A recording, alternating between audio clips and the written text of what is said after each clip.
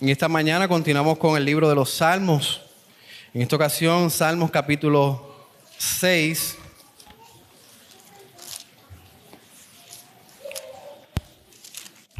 Salmos capítulo 6.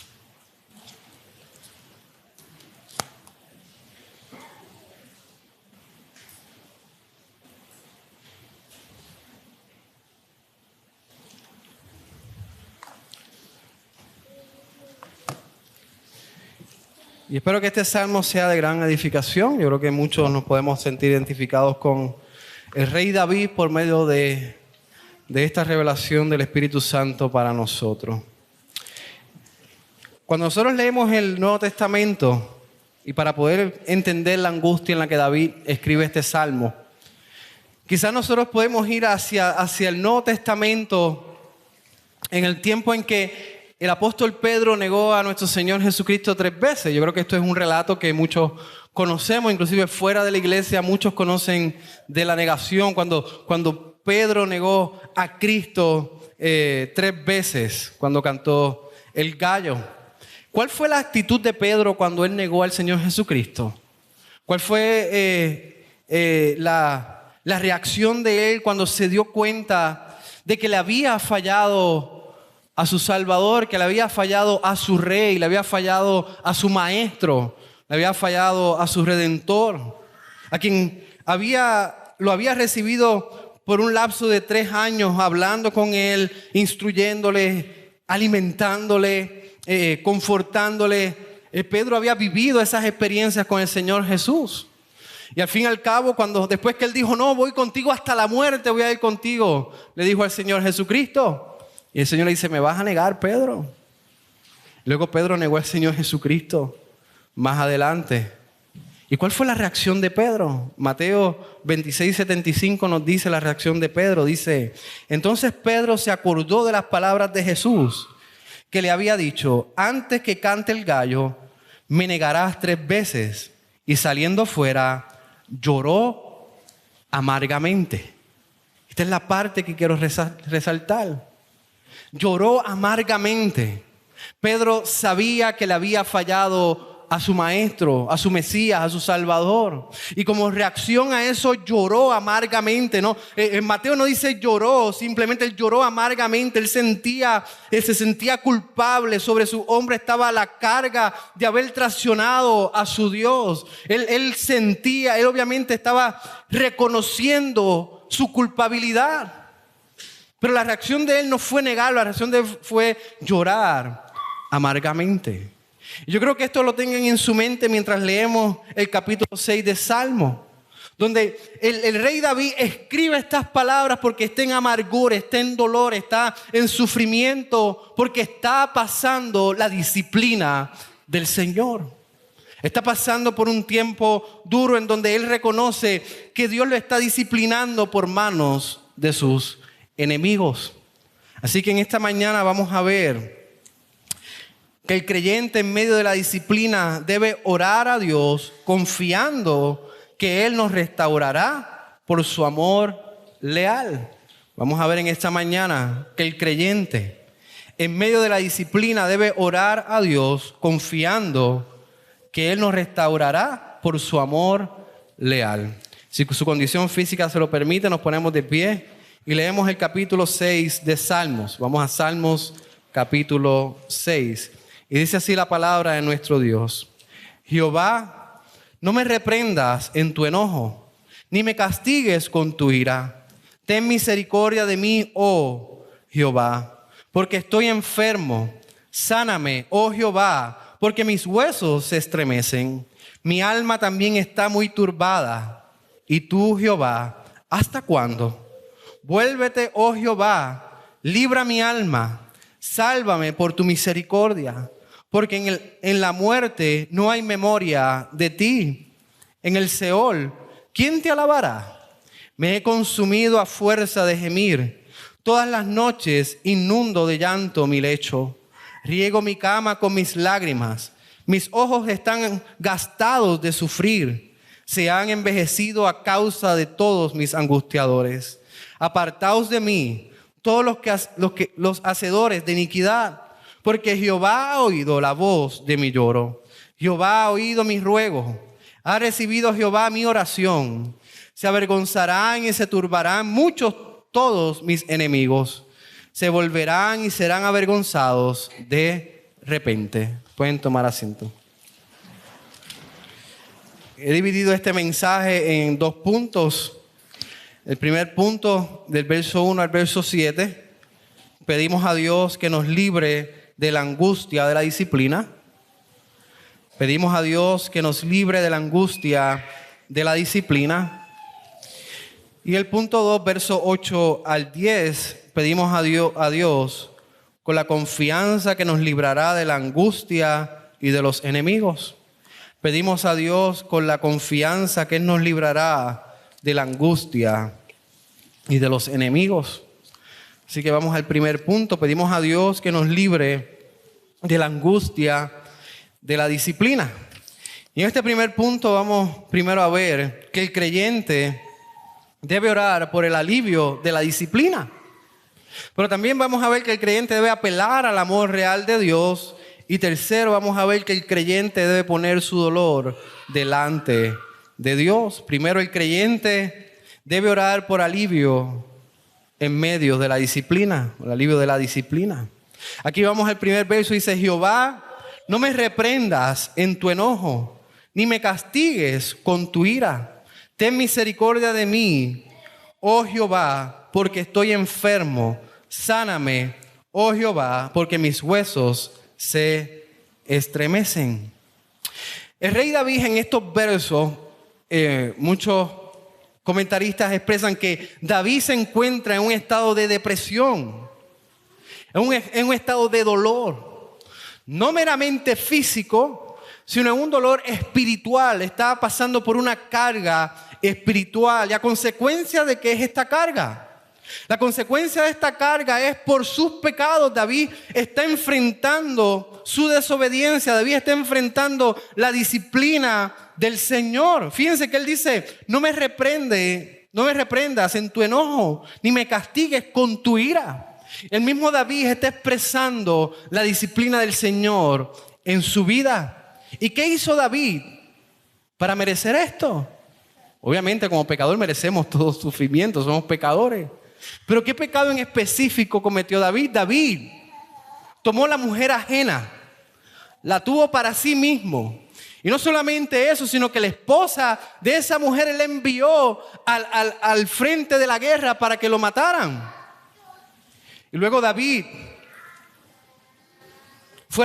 le fue revelado su pecado por el profeta. Le fue revelado su iniquidad. Y en medio de todo el asunto, Dios le dice a David que va a sufrir a causa de ese pecado. Fíjense que en 1 Samuel, verso 12, 9 al 10, Dios le expresa la consecuencia. Dice: porque has despreciado la palabra del Señor, haciendo lo malo a sus ojos. Has matado a espada a Urías hitita, y has tomado a su mujer para que sea mujer tuya, y lo has matado con la espada de los hijos de Amón. Ahora pues, la espada nunca se apartará de tu casa, porque me has despreciado y has tomado la mujer de Urías hitita para que sea tu mujer. Aquí ya Dios le está expresando a David que él va a sufrir. No va a sufrir por personas meramente ajenas, sino que el sufrimiento va a venir, la consecuencia de su pecado va a venir dentro de su hogar, de su familia, por parte de sus hijos. Y por esa es la consecuencia que David está pasando. Está experimentando la persecución de su propio hijo que procura matarle. Pero aquí lo que resalta es la disciplina de Dios en la vida de David. David pide que no le reprenda, que no lo castigue, que su ira no le castigue. Él está reconociendo que está bajo la disciplina de Dios en las manos de sus adversarios. Él pide que Dios tenga misericordia de él. Él pide humildemente la restauración, que realmente pare ya esa disciplina. Hermanos, aquí David tiene una actitud humilde. David está experimentando y reconociendo que hizo mal.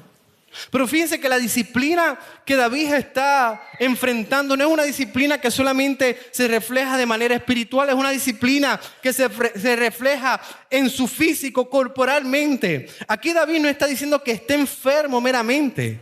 Es que la angustia, el dolor y la disciplina se reflejan en su cuerpo. Y él dice: ten misericordia de mí, oh Jehová, porque estoy enfermo. Sáname, oh Jehová, porque mis huesos se estremecen. Aquí David se refiere al peso de la disciplina de Dios. No solamente emocional, sino en su cuerpo. ¿Y qué cosas experimenta David? ¿Qué cosas está experimentando David? Primero, David se siente enfermo. Él se siente enfermo. Dice que sus huesos se estremecen. Él está diciendo que él se está refiriendo a la estructura corporal. Él dice que el peso de la disciplina, sus huesos, su estructura, lo que aguanta su físico, lo están sintiendo. Y luego él dice que su alma está turbada. No solamente lo siente en su físico, sino también lo siente de manera espiritual. Su alma está turbada y dice: ¿hasta cuándo? ¿Hasta cuándo? Pero hay otra tercera cosa que David siente. Y es que David siente que perdió la presencia de Dios. Yo creo que ese es el peor de los tres. David siente que perdió la presencia de Dios y por eso se expresa de manera física. Hermano, ¿alguna vez usted se ha sentido de esta manera? ¿Alguna vez usted ha sentido que la consecuencia de su pecado lo lleva a un sufrimiento, a una angustia física porque está recibiendo la disciplina de Dios? ¿Alguna vez usted ha hecho algo incorrecto y usted sabe que es incorrecto? Usted sabe que ha actuado contrario a la palabra de Dios. Usted sabe que está pecando. Usted sabe que no está agradando a Dios, que la decisión que usted tomó fue basado en sus pasiones y no en la palabra de Dios. Cuando usted sabe estas cosas, quizá usted puede entender que las consecuencias de esas cosas son parte o son disciplina de parte de Dios porque son consecuencia de su pecado. Fíjense que muchas veces en nuestro corazón pecaminoso tomamos una actitud de Salvador y no la actitud de David. Aquí hay mucho que aprender de David. Aquí hay mucho que aprender de David. Quizás la mayor parte de nosotros tomamos una actitud de Salvador. ¿Y cómo es esta actitud de Salvador? Una actitud de Salvador es una actitud que no reconoce su pecado. En donde se miente a sí mismo y trata de justificar sus acciones y sus decisiones echándole la culpa a otros. Y dicen: yo recibí las consecuencias de mi pecado si no he hecho absolutamente nada. Sabiendo en su corazón que es culpable, pero en su actitud no lo reconoce y trata de ser su propio salvador. Trata de justificarse, una actitud, como hemos dicho muchas veces, de abogado, en donde no solamente usted está tratando de reflejar y de estar bien delante de todos, sino que usted se engaña a sí mismo, tratando de hablarse a sí mismo y decir: ¿cómo voy a recibir disciplina si yo no soy culpable? Y trata de correr. Trata de escaparse de su responsabilidad. Trata de negar su culpabilidad. Y es cuando comenzamos a culpar a otros por las consecuencias de nuestros pecados. Hermano, esto usted, si usted tiene niños, usted ve esta actitud en los niños. Pero no quiero que solamente lo ponga en la categoría de niños, sino que esta actitud también la mayor parte, todos los adultos la tenemos. Cuando yo estoy en mi casa y uno de los niños grita, y yo voy allá, casi siempre yo le hablo de otro cuarto hasta otro cuarto y mi esposa me regaña, pero cuando voy a donde ellos y le digo: ¿por qué gritaste? Porque me quitó el juguete. Ahí está echando la culpa a otra persona. ¿Por qué tú gritaste? ¿Por qué me quitó el juguete? O si uno de los niños le da a otro niño: ¿por qué le diste? Porque me molestó. Está echando la responsabilidad a otro niño cuando le estoy preguntando por qué le diste, por qué gritaste. Estoy tratando de confrontar el pecado que hay en ellos, no lo que causó eso. Y la mayor parte de los niños no toman responsabilidad de sus pecados, de sus acciones. Echan la culpa a otro. Hermano, esa misma actitud, exactamente la misma actitud que tienen los niños, es la misma actitud que nosotros tenemos quizás diariamente. ¿Por qué actuaste de la manera en que actuaste? Porque aquella persona me hizo tal cosa, me habló de tal manera o me quitó aquella cosa. Y no somos responsables de nuestras actitudes, no somos responsables de nuestros pecados. Y esto le podemos poner el título del síndrome de Adán. Cuando Dios fue donde Adán y le dijo, le fue a cuestionar por el pecado, por desobedecer a Dios, dijo, la mujer que me diste. Y ese mismo síndrome de Adán lo tenemos nosotros hoy día. Echamos la responsabilidad a otros y no cogemos responsabilidad por nuestros pecados. Y hermano, no todas las veces, pero la mayor parte de las veces por las que pasamos aflicciones es por nuestros propios pecados. Recibimos disciplina y consecuencia por nuestros propios pecados. Bueno, déjeme decirle algunos de los ejemplos. Quizás cuando su corazón no está entregado a su esposa y su mente no está puesto en su esposa y su afecto no están puestos a su esposa, usted quizás puede mirar hacia un lado. Quizás usted puede buscar cosas en internet como la pornografía y ahí comienza la infidelidad y comienza la dureza y la frialdad en contra de su esposa. ¿Y cuál es la consecuencia de esto? Usted puede perder hasta su familia. Eso es consecuencia de su pecado. Usted sabe que cuando usted le habla a su esposo de manera irrespetuosa y usted está infeliz y cansada de su esposo, eso no lo va a llevar a un buen plano, sino que la infelicidad comenzará a crecer en su vida y al fin y al cabo usted va a decir, no, estoy bien, estoy mal. Pero eso es por parte quizá de su propio pecado.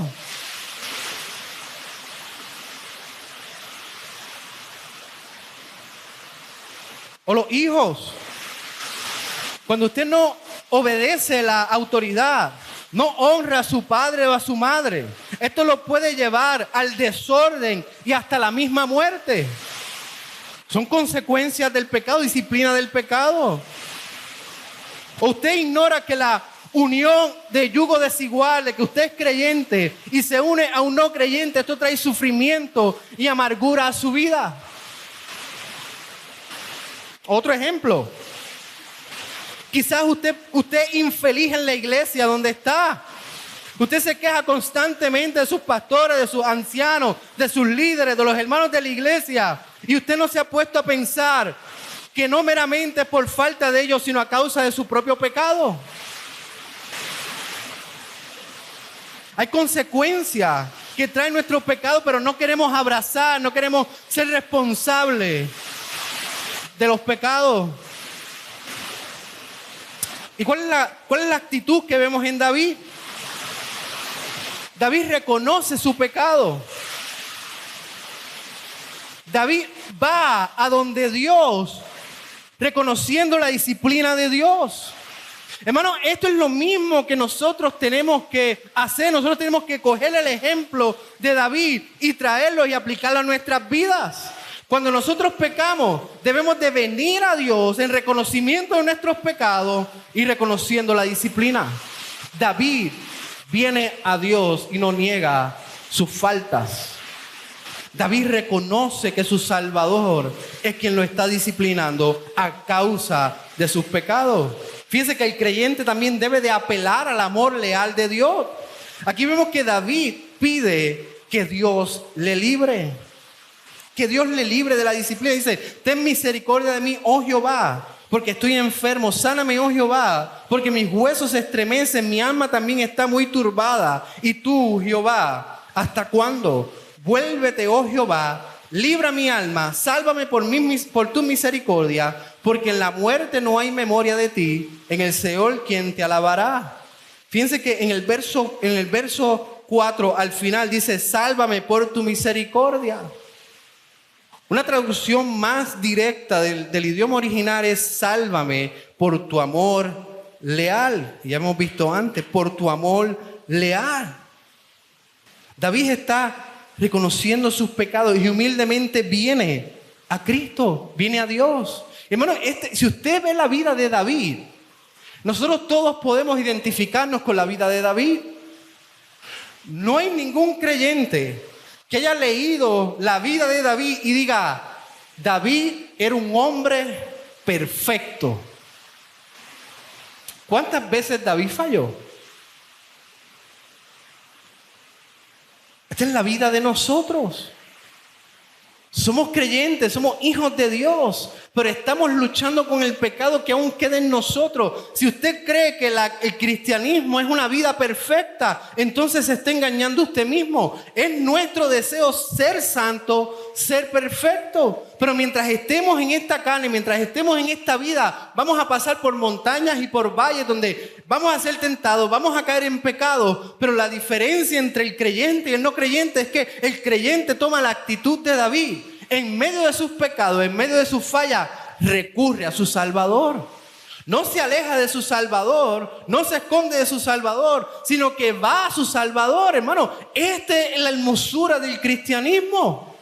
Tenemos esperanza en que en nuestras fallas, en nuestras debilidades, inclusive en nuestros pecados, tenemos la certeza de que Dios nos recibe cuando venimos en arrepentimiento a Él.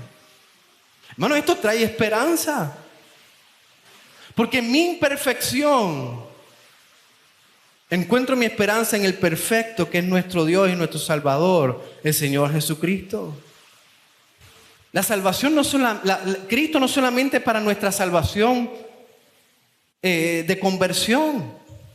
Debemos de depender de Cristo en todo nuestro caminar aquí en la tierra. Caemos, vamos a Cristo. Somos tentados, vamos a Cristo. Caemos nuevamente, vamos a Cristo, reconociendo y confesando nuestros pecados delante de aquel que es fiel y justo para perdonarnos. Esta es nuestra vida, caemos Cristo, pero nosotros tenemos la esperanza que poco a poco vamos matando el pecado que aún queda en nosotros. Poco a poco vamos caminando en santidad, según su voluntad.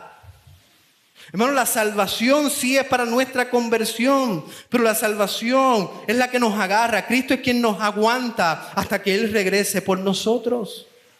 Y si usted no ha confesado su fe en Cristo Jesús, si usted no ha creído en el trabajo de Cristo para la salvación de su vida, déjeme decirle que no hay salvación en otro.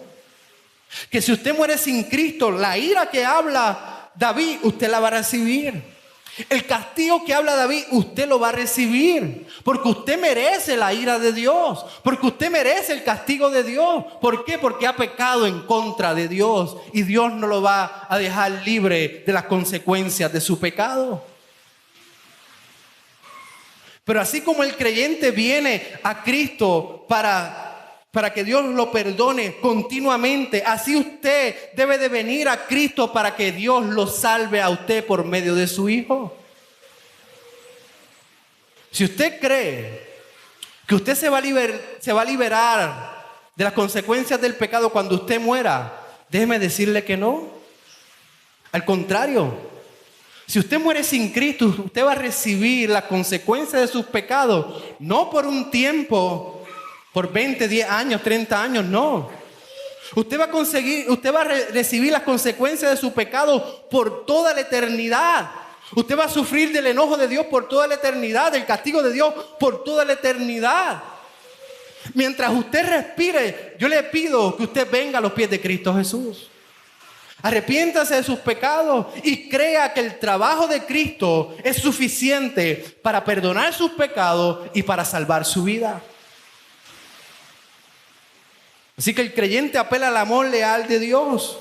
Nosotros dependemos del amor leal de Dios. Nosotros queremos el amor leal de Dios. El amor leal de Dios es aquello que nos sostiene.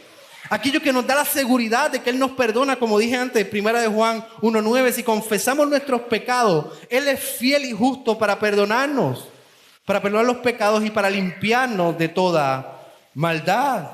Nuestra única esperanza tanto en la vida como en la muerte, nuestro Señor Jesucristo. Nuestra única esperanza es el amor leal de Dios. Hermanos, nosotros somos imperfectos, somos inconstantes, pero Dios es perfecto. Y nosotros nos agarramos de ese amor leal que Él nos perdona y nos restaura en los momentos de disciplina. Así que la restauración también solamente se encuentra en nuestro Señor Jesucristo. Y fíjense que Él dice en el verso 4, vuélvete, oh Jehová, libra mi alma, sálvame por tu misericordia. Porque en la muerte no hay memoria de ti. En el Seol, ¿quién te alabará?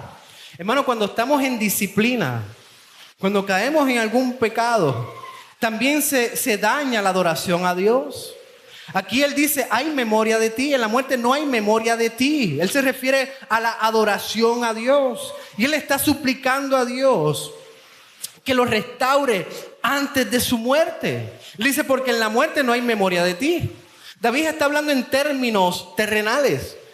Ante los ojos de los hombres, dice, si yo muero, los hombres no van a ver mi adoración a ti. Si yo muero, los hombres no van a ver que me has restaurado y me has perdonado, porque no hay memoria de ti. ¿Quién te alabará? Le está hablando, le está diciendo, líbrame de mi angustia. ¿Hasta cuándo me vas a tener la disciplina? Yo quiero adorarte libremente a ti. Y hermanos, como creyentes, esta es nuestra gran bendición. Cuando estamos afligidos, cuando estamos en pecado, cuando nuestro corazón está en crisis, es bien difícil que nosotros podamos adorar a Dios completamente. Necesitamos la seguridad de su perdón. Necesitamos la seguridad de su restauración.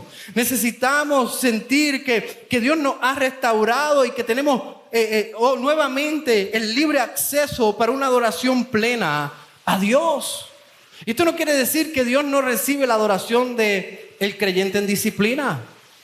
Pero el creyente en disciplina siente el abandono de la presencia de Dios. Siente que Dios no está presente con él. Esto es lo que siente David. Hermano, nuestra gran deseo es poder adorar a Dios libremente, con una libre conciencia. Sí vamos a caer en disciplina, pero fíjense como David dice, libra mi alma, sálvame por tu amor leal. David está expresando un deseo genuino de adorar a Dios. Y hermano, esto es un medio por el cual Dios nos da para luchar en contra de las tentaciones. Nosotros estamos llamados ¿a qué? A glorificar a Dios y gozar de Él para siempre. Y uno de los medios que Dios nos ha dado para luchar en contra de la tentación es querer adorar a Dios con una libre conciencia.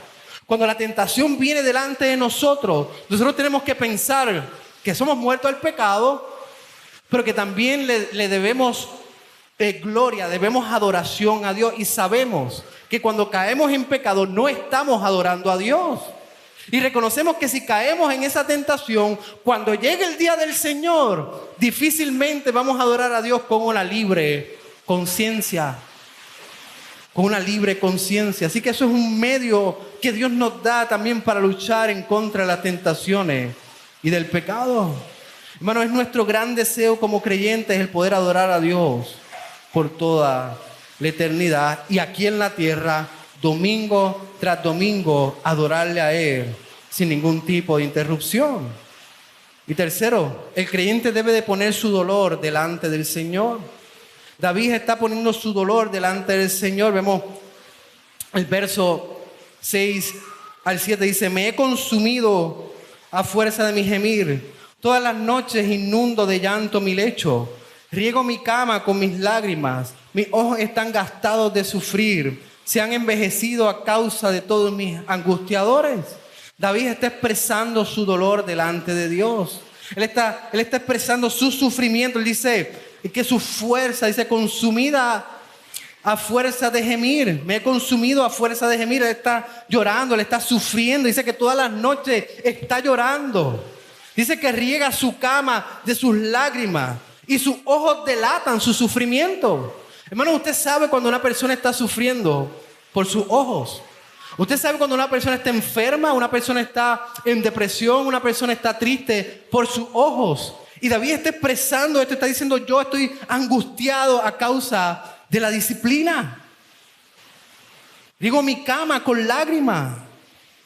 Aquí David no está diciendo mis enemigos son los que me tienen así. No, es la disciplina del Señor en las manos de sus enemigos. David se preocupa más por su relación con Dios que los enemigos los estén persiguiendo. David está más preocupado por estar bien con Dios que luchar en contra de sus enemigos. Él está angustiado, experimentando un dolor, un sufrimiento, una depresión genuina a causa de la disciplina.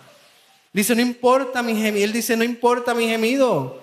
No me importa nada aquí en la tierra. Yo quiero el gozo que solamente tú das. Fíjense que esto también David lo dice en el Salmo 51:8. Dice: hazme oír gozo y alegría, que se regocijen los huesos que has quebrantado. David quiere ese gozo del Señor, quiere volver a tener una conciencia limpia, quiere volver a estar restaurado. Hermanos, ¿cuántos de nosotros no anhelamos este gozo? Esto es lo más importante en nuestra vida. Hermanos, lo más importante para el creyente es su relación con Dios. Es su relación con Cristo. Es sentir esa cercanía con Dios, ese gozo con Dios. Cuando somos disciplinados, cuando estamos quebrantados, lo que más anhelamos es el gozo que solamente Dios y la alegría que solamente Dios nos puede dar. Pero luego David nos da esperanza. Y esto nos lleva al punto 2. Dice: pidamos a Dios con la confianza que Él nos libra. Del verso 1 al verso 7 David expresa su sufrimiento. David expresa su disciplina. David expresa el dolor físico. Pero el verso 8 al verso 9 como que Él cambia su relato y Él comienza a dar esperanza. Dice: apartaos de mí todos los hacedores de iniquidad, porque Jehová ha oído la voz de mi lloro. Jehová ha oído mi ruego. Ha recibido Jehová mi oración. Se avergonzarán y se turbarán mucho todos mis enemigos. Se volverán y serán avergonzados de repente. El creyente debe confiar que Dios escucha su oración. Y David dice: Dios me ha escuchado, Dios me ha librado, Dios me ha salvado, me ha restaurado. Hermano, si usted pasa por disciplina, tiene que tener la certeza de que Dios lo restaurará. De que Dios restaurará ese gozo, esa relación con Él. Si usted pasa por disciplina, hermano, que no sea en vano. Usted aprenda de esa disciplina, pero venga confiado de que Dios escucha su oración y que Dios lo restaura y Dios lo perdona. ¿Cuántos hemos pasado por disciplina? ¿Cuántos hemos pasado por consecuencias de nuestros pecados? Yo creo que muchos hemos experimentado ese amor leal de Dios, en donde Él cumple su pacto. Él dice: te he llamado hijo mío y no te soltaré. Me has fallado, pero te restauraré. Hermano, siempre se encuentra esperanza en el Señor Jesucristo a pesar de las consecuencias de nuestros pecados. Él nos ofrece una salvación no a mitad. Él nos ofrece una vida eterna. Y no hay nada de lo que usted pueda hacer que lo pueda alejar del amor de Dios. Si Cristo lo ha sellado con el Espíritu Santo, también Él los guiará en medio de la disciplina. También Él los sacará de la disciplina y usted gozará de una relación plena con Él, en donde con libre conciencia usted le va a poder adorar con todo lo que usted es. Pero yo quiero que usted abrace su responsabilidad del pecado, que usted aprenda de David y venga a Dios y reconozca que ha pecado, pero también sabiendo de que a pesar de sus fallas, a pesar de la angustia, Cristo los va a restaurar y los va a perdonar. Fiel es Él y justo para perdonarnos. Hermanos, así que hemos visto hasta ahora que debemos de pedir a Dios que nos libre de la angustia y de la disciplina. En orar para que Dios nos quite de la angustia es reconocer que hemos fallado en contra de Dios y que Él es el que nos disciplina. También debemos de pedir con la confianza de que Él nos librará de la angustia. El Hijo de Dios no estará en angustia por todo el tiempo, sino que Cristo está con Él y Él lo restaurará y no sufrirá más amargamente. Hermano, esta es la historia de Pedro. Pedro negó a Cristo 3 veces y lloró amargamente. Pero vemos que en el libro de los Hechos Dios lo restauró, Dios lo perdonó. Y él fue el primer apóstol que predicó el evangelio del Señor Jesucristo a los judíos. Él lloró amargamente. Pero podemos ver que la misericordia de Dios, que el amor leal de Dios, que la fidelidad de Dios lo restauró, tanto como restauró a David en los versos 8 al 9, tanto hermanos como nos restaurará a nosotros. Así que si usted se lleva algo de este sermón, que fue bien difícil de escuchar por la lluvia, quiero que entienda que cuando fallamos reconozcamos nuestros pecados, pero también reconozcamos que tenemos un Dios justo y fiel para perdonarnos. Y si usted no ha creído en Cristo Jesús, no espere más. Venga a Él, porque no existe otro Salvador en la tierra que le pueda salvar su vida y le pueda dar vida eterna. Oramos. Amado Padre y Dios, Señor, gracias por tu palabra, gracias porque es directa, es precisa. Te pedimos, Señor, que tú nos ayudes a reconocer nuestros pecados, que nos ayudes a ser responsables de ellos. Y reconocer, Señor, que en ocasiones tú nos disciplinas, mi Dios. Ayúdanos a no desechar la disciplina, sino a depender de ti, como vemos en David. A reconocer que tú eres el que nos disciplina, que tú eres el que nos moldea, que tú eres el que permite que nosotros veamos el pecado como tú lo ves. Señor, pero ayúdanos también a confiar que en medio del proceso tú nos restaurarás y al final vamos a poder gozar de una adoración plena con una conciencia libre. Señor, ayúdanos, mi Dios. Ayúdanos a ser responsables del pecado y no solamente responsables, sino apartarnos de él.